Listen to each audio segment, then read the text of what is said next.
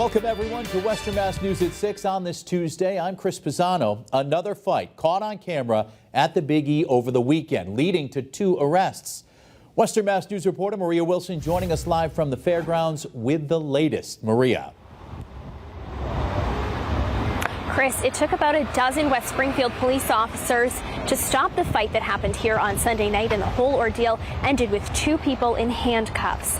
Take a look at your screen. This was the dramatic and hectic scene around 10:30 Sunday night.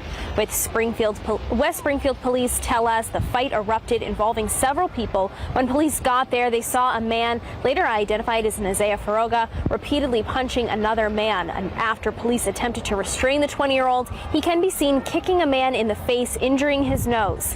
In the end, West Springfield police arrested and charged Figueroa with disorderly conduct and assault and battery with a dangerous weapon.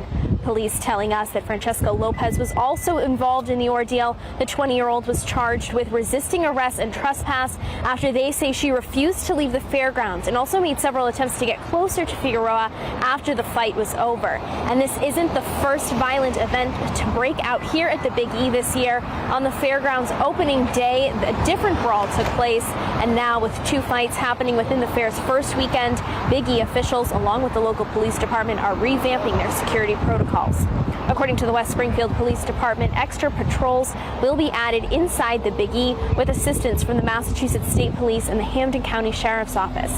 We will also be getting mutual aid assistance from several Western Mass police agencies offering their canine services. And with the recent uptick of violence also making its way to social media, West Springfield police say that it may be people trying to get TikTok famous. Live in West Springfield, Maria Wilson, Western Mass News.